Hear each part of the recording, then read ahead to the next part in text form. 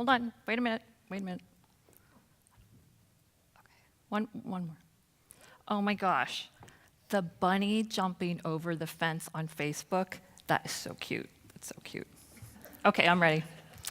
So how many of you have been on Facebook today? Okay, statistically, I didn't have to guess, because if you're between the ages of 45 and 60, you're on social media 3 hours a day, and your favorite posts are photos. How many of you tweet? How many of you are on Pinterest? How many of you on Vine? A few less, right? Okay. How many of you believe that social media is going away? How many of you believe that relationships are important? I hope everyone? Yeah, okay, good. So I'm going to ask you a serious question. How can we mingle social media while building and strengthening relationships? Because clearly all of us believe that social media is not going away and that relationships are important. So when I got up here, I was being funny with the rabbit. Hopefully, if you're over the age of 20, you thought I was not being rude. But let me ask you a question. Why is it then not rude to be in a dinner party and text the whole time? Or go into an office meeting and text the whole time? Now, I have older teenagers, and they text all the time. I can't get them to answer their cell phone. Their world is different than ours. We now have a generation that has only known computers, handheld devices, and social media. They sit in the same room, my son sitting there next to his girlfriend, he's 17. He throws a signal up in the air 15,000 miles, goes to the relay station, comes down. Don't know how the whole system works, but the text goes to his girlfriend. And on the text it says, "Hey, do you want to go get ice cream?" They walk down the street like this. They're lucky they don't get hit by a car. But you know what? I don't think it's only them. It's you and I in today's world. We're doing the same thing. So what is social? What does social mean in social media?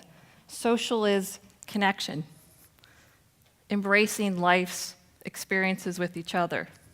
But I guess that some of us are socially isolating ourselves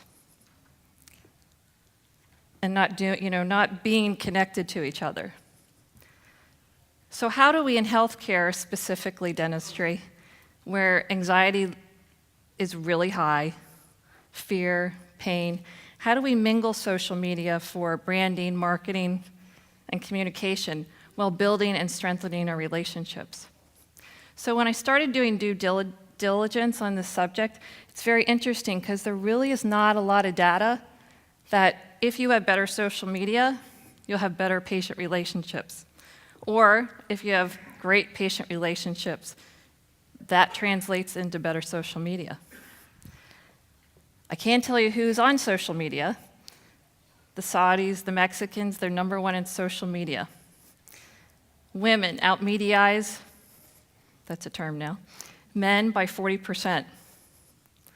Retailers, Target, they know what you're buying before you even buy it, by what you're doing on social media. But we can't predict yet what patients will do based upon what social media we're doing. So how do we leverage social media to our advantage? I believe we differentiate ourselves. We have to create a great customer experience by evoking an emotional, positive response. And we do that by building relationships.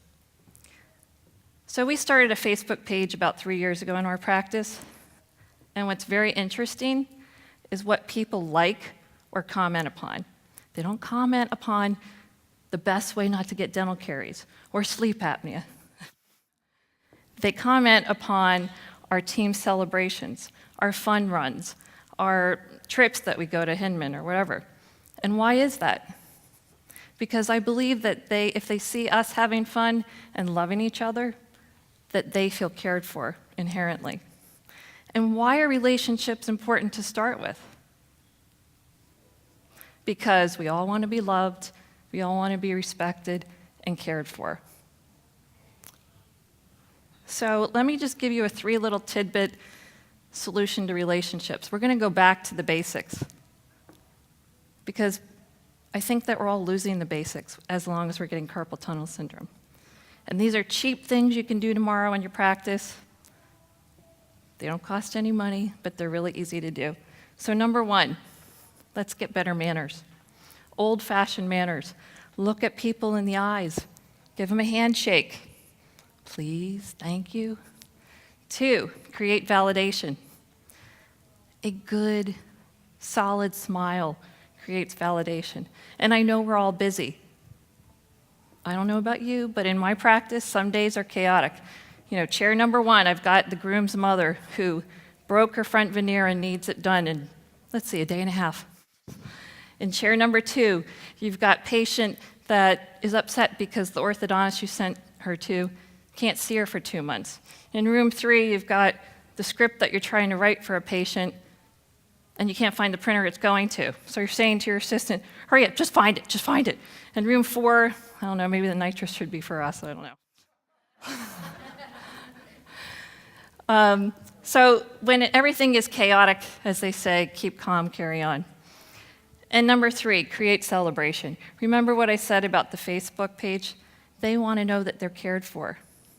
We're in today's world where we have Demand Force, Lighthouse, Sesame, I don't want to leave anyone out.